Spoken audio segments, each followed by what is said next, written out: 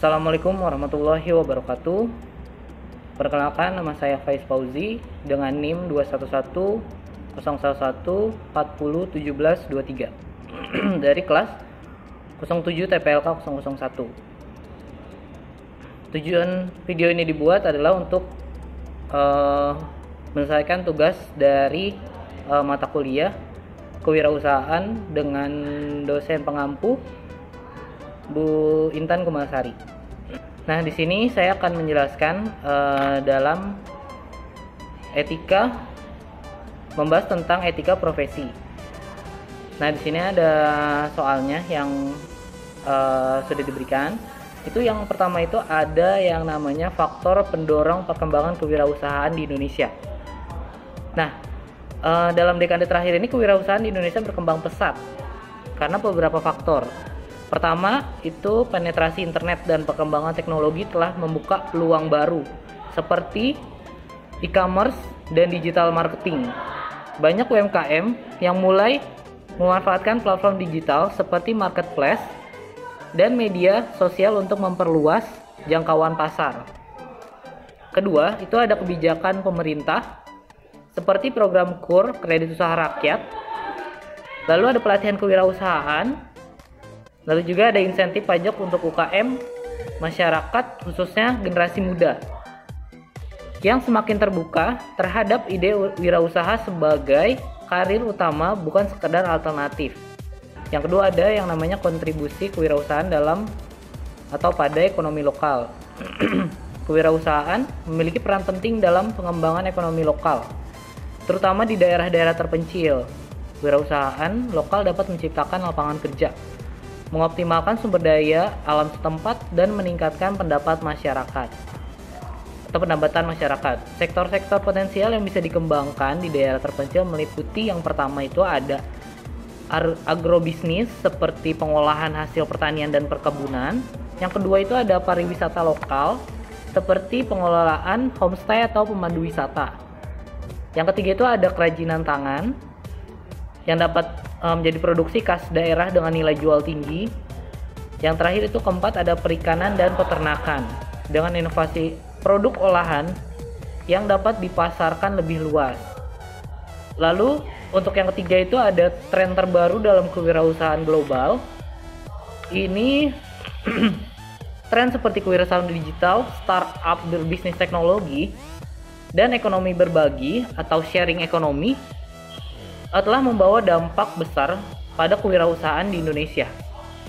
Platform berbasis teknologi seperti ride sharing, contohnya seperti Gojek atau Grab yang seperti yang udah kita pakai, dan marketplace seperti Tokopedia, Shopee, dan juga yang lainnya, membuktikan potensi besar teknologi dalam menciptakan peluang bisnis baru. Selain itu, tren bisnis mempermudah UKM dalam menjangkau pasar global tanpa memerlukan infrastruktur fisik yang besar.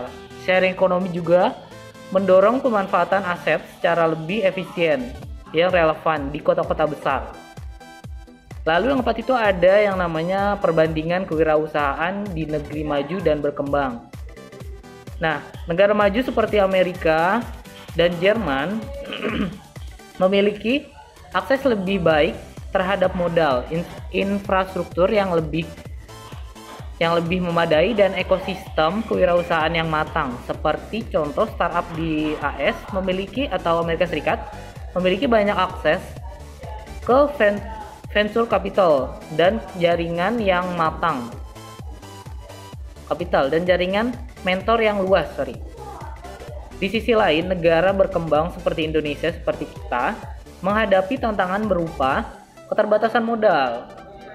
Lalu ada pendidikan kewirausahaan yang belum merata, dan juga ada birokrasi yang terkadang menghambat. Nah, namun kewirausahaan di negara berkembang memiliki keunikan sendiri, yaitu kemampuan beradaptasi dengan keterbatasan sumber daya. Banyak wirausahawan di Indonesia yang memanfaatkan solusi kreatif untuk mengatasi masalah lokal, seperti penggunaan teknologi sederhana untuk mendukung usaha kecil. Lalu yang terakhir, yang kelima, itu ada yang namanya kebijakan dan program pemerintah Indonesia Pemerintah Indonesia telah mengeluarkan berbagai kebijakan untuk mendukung kewirausahaan. Akses pembiayaan seperti KUR memungkinkan pengusaha kecil mendapatkan pinjaman dengan bunga rendah. Pelatihan kewirausahaan seperti program yang digelar kementerian, koperasi, dan UKM membantu meningkatkan keterampilan pengusaha. Insentif pajak juga mendorong pengusaha untuk lebih berani memulai bisnis. Dampak positif dari kebijakan ini sangat terasa, terutama dalam peningkatan jumlah UKM dan kontribusinya terhadap PDB. Ekosistem kewirausahaan menjadi lebih inklusif, meskipun masih ada ruang untuk perbaikan, seperti penyederhanaan birokrasi dan penyebaran program pelatihan di daerah-daerah terpencil. Nah, mungkin cukup sekian untuk tugas dari kewirausahaan ini. Video ini dibuat, kurang lebihnya mohon maaf. Wassalamualaikum warahmatullahi wabarakatuh.